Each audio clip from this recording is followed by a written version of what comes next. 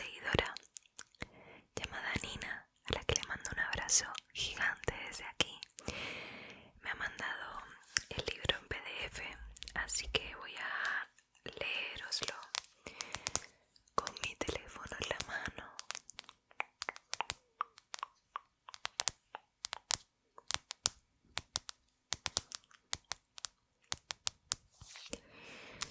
Así que vamos a buscarlo. Aquí está el castillo ambulante. Vamos allá. Capítulo 1, en el que Sophie habla con los sombreros. En el reino de Ingari, donde existen cosas como las botas de 7 leguas y las capas de invisibilidad, ser el mayor de 3 hermanos es una desgracia. Todo el mundo sabe que el mayor es el que fracasa primero, sobre todo si los 3 salen a buscar fortuna. Sophie Hatter era la mayor de 3 hermanas, ni siquiera era hija de un leñador.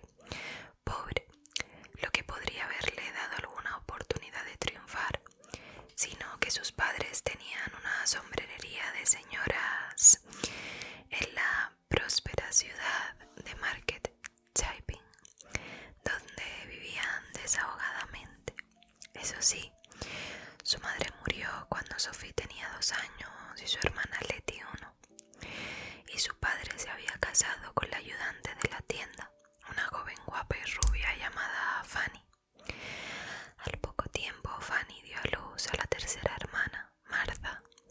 Según eso, Sophie y Letty deberían haberse convertido en las hermanas feas, pero lo cierto es que las 3 niñas crecieron muy hermosas, aunque todo el mundo decía que la más bella era Letty. Fanny las trataba a las 3 con el mismo cariño y no favorecía a Martha en absoluto. El señor Hatter se sentía orgulloso de sus 3 hijas y las envió al mejor colegio de la ciudad. Sophie era la más estudiosa. Leía mucho y muy pronto se dio cuenta de las pocas probabilidades que tenía de que el futuro le deparase una vida interesante. Se llevó una desilusión, pero siguió viviendo feliz, cuidando de sus hermanas y preparando a Martha para que buscara su fortuna cuando llegara el momento. Como Fanny estaba siempre ocupada en la tienda, Sophie era la encargada de cuidar a las otras 2. Las pequeñas no dejaban de pelearse y tirarse de los pelos. Letty de ninguna manera se resignaba a ser la que, después de Sophie, tendría menos éxito. «No es justo», gritaba Letty. «¿Por qué tiene que llevarse Martha a lo mejor solo por ser la pequeña? Pues yo me pienso casar con un príncipe. ¡Hala!». A lo que Martha siempre replicaba que ella iba a ser riquísima sin necesidad de casarse con nadie. Entonces tenía que venir Sophie a separarlas y arreglarles los desgarrones de la ropa. Era muy habilidosa con la aguja, incluso llegó a hacerles vestidos a sus hermanas. Antes de que esta historia comenzara de verdad, a Letty le cosió un vestido de un rosa intenso para celebrar la fiesta de mayo, que en opinión de Fanny parecía salido de la tienda más cara de Gainsbury. Por aquella época todo el mundo había vuelto a hablar de la bruja del páramo. Se decía que había amenazado de muerte a la hija del rey, que éste había enviado al páramo a su mago personal, el mago Suliman, para que se encargara de ella. Y, al parecer, el mago Suliman no solo había sido incapaz de cumplir el encargo, sino que la bruja había acabado con él. Así pues, cuando unos meses más tarde apareció de repente un castillo alto y negro sobre las colinas de Market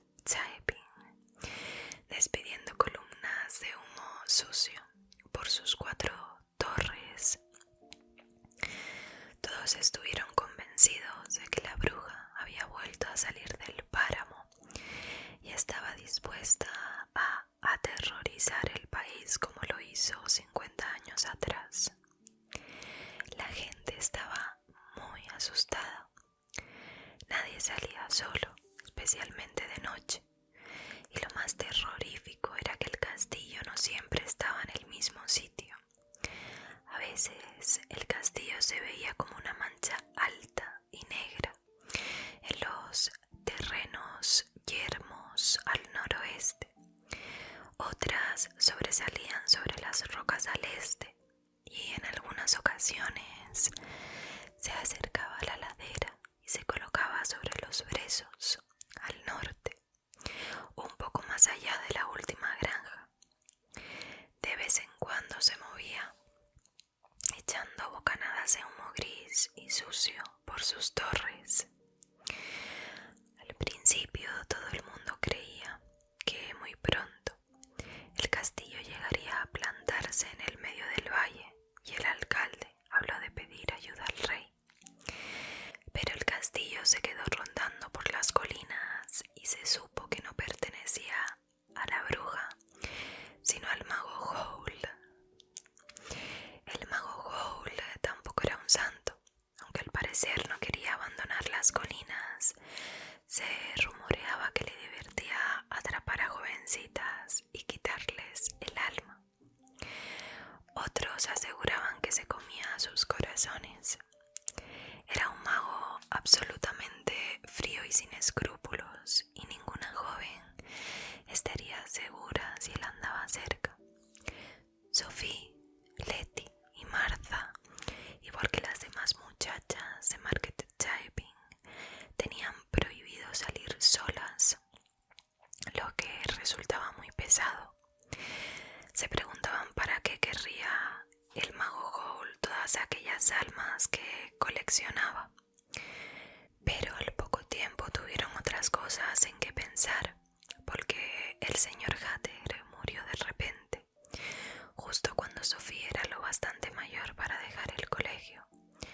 Y entonces se descubrió que el orgullo que sentía por sus hijas había sido excesivo.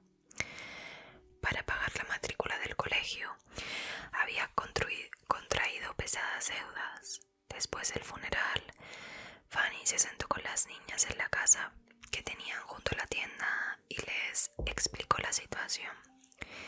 Me temo que las tres tenéis que abandonar el colegio, dijo.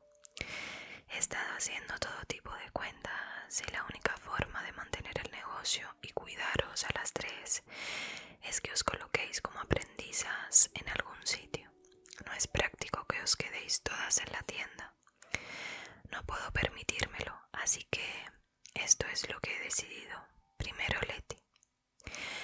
Letty levantó la vista con un aspecto de radiante salud y belleza que ni siquiera la pena y el luto podían ocultar. Yo quiero seguir aprendiendo, dijo, y así será, cariño, replicó Fanny. He dispuesto que entres como aprendiza en casa de Cesari, el pastelero de la plaza del mercado. Tienen la reputación de tratar a sus aprendices como a reyes y serás muy feliz allí. Además, aprender un oficio útil. La señora Cesari es una buena clienta y amiga y ha accedido a colocarte en su casa como un favor personal. Letty soltó una carcajada que dejaba ver que no estaba contenta en absoluto. Vaya, muchas gracias, dijo. Menos mal que me gusta cocinar. Fanny parecía aliviada. A veces Letty podía ponerse muy cabezota. Y ahora Martha, dijo, ya sé que eres demasiado pequeña para trabajar, así que se me ha ocurrido algo que te proporcionará un aprendizaje largo y tranquilo que te será útil para cualquier cosa que decidas hacer después. ¿Conoces a mi amiga del colegio, Annabel Fairfax? Martha, que era delgada y rubia, clavó sus ojos grandes y grises en Fanny, casi con la misma determinación que Letty. ¿Esa que habla tanto?, preguntó. ¿No es bruja?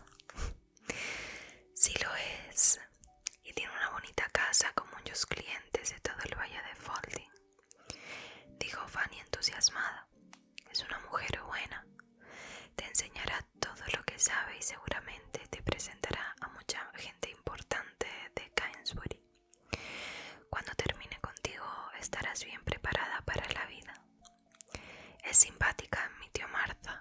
De acuerdo. A Sophie le pareció que Fanny lo había hecho muy bien. Letty, al ser la mediana, seguramente nunca llegaría muy lejos, así que Fanny la había colocado donde tendría oportunidades de conocer a un aprendiz joven y guapo y vivir feliz para siempre.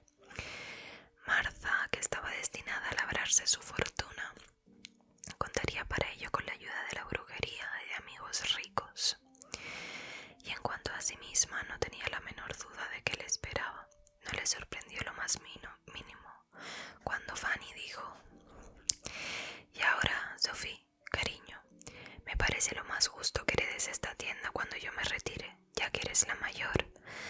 Así que he decidido tomarte como aprendiza para darte la oportunidad de conocer el negocio. ¿Qué te parece?» Sophie no podía admitir que se sentía resignada por heredar el negocio de los sombreros. Le dio las gracias. «Entonces, todo arreglado», dijo Fanny. Al día siguiente, Sophie ayudó a Martha a guardar su ropa en una caja y al otro la vieron marcharse montada en una carreta pequeña, erguida y nerviosa. El camino hacia Upper Balding, donde vivía la señora Fairfax, atravesaba las colinas y pasaba junto al castillo del mago Howl. Era comprensible que Martha tuviera miedo. «No le pasará nada», dijo Letty. Letty se había negado a ayudar con el equipaje. Cuando la carreta desapareció en el horizonte, Letty metió todas sus pertenencias en una funda de almohada y le pagó al criado del vecino una moneda de 6 peniques para que le ayudara a llevarla en una carretilla a casa de Cesare en la plaza del mercado. Letty marchaba detrás de la carretilla con un aspecto mucho más animado de lo que Sophie había supuesto. La verdad es que daba la impresión de que se había quitado de encima la sombrerería. El chico de los recados regresó con una nota de Letty que decía que había colocado sus cosas en el dormitorio de las chicas y que Cesare le parecía un sitio muy divertido. Una semana más tarde, el carretero trajo una carta de Martha diciendo que había llegado bien y que la señora Fairfax era encantadora y que le ponía miel a todo porque tenía colmenas. Y aquello fue lo único que supo Sophie de sus hermanas durante algún tiempo, porque ella también empezó su aprendizaje el mismo día que Martha y Letty se marcharon. Como es natural, Sophie ya conocía el negocio de los sombreros bastante bien. Desde muy pequeña había jugado en el taller al otro lado del patio donde se mojaban los sombreros. Se moldeaban sobre hormas de madera y se fabricaban flores, frutas y otros ornamentos de cera y seda para adornarlos. Conocía a todos los trabajadores. La mayoría ya estaba allí cuando su padre era niño. Conocía a Bessie, la única ayudante de la tienda que quedaba. Conocía a los clientes que compraban los sombreros y al hombre que conducía el carro que traía los sombreros de paja natural del campo para que les dieran forma en el taller. Conocía a los demás proveedores y sabía cómo se hacía el fieltro para los modelos de invierno. En realidad no había mucho que Fanny pudiera enseñarle, excepto tal vez cuando era la mejor manera de conseguir que un cliente comprara un sombrero. «Tienes que conducirlos poco a poco hacia el más apropiado, cariño», le explicó Fanny. «Primero les enseñas los que no les quedarán bien del todo, para que noten la diferencia en cuanto se pongan el adecuado». La verdad es que Sophie no se dedicaba mucho a vender sombreros. Después de pasar un día observando en el taller y otro día visitando con Fanny los mercaderes de paños y sedas, su madrastra la puso a rematar sombreros.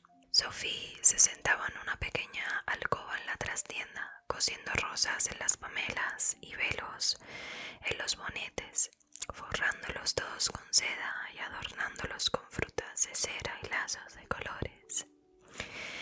Se le daba muy bien y le gustaba.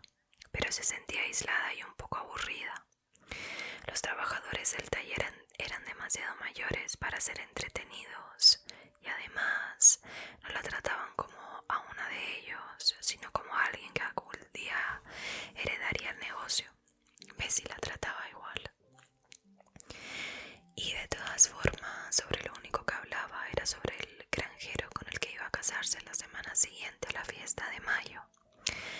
Sophie tenía celos de Fanny, que podía salir a regatear con el mercader de sedas siempre que quería. Lo más interesante eran las conversaciones de los clientes. Es imposible comprar un sombrero sin cotillear.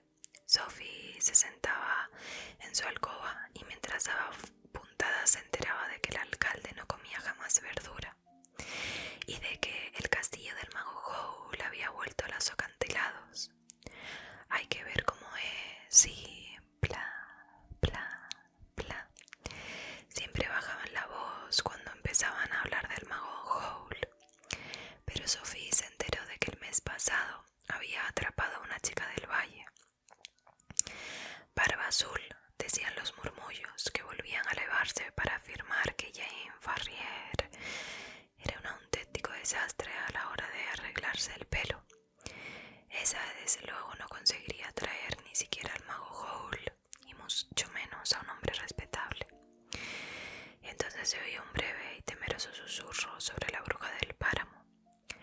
Sophie empezó a pensar que el mago Howl y la bruja del páramo deberían emparejarse. Bueno, vamos a dejar aquí esta maravillosa e interesante historia. Y si te ha gustado, déjamelo saber con un like o dime en los comentarios. Si quieres que siga con la lectura del castillo ambulante. Y ahora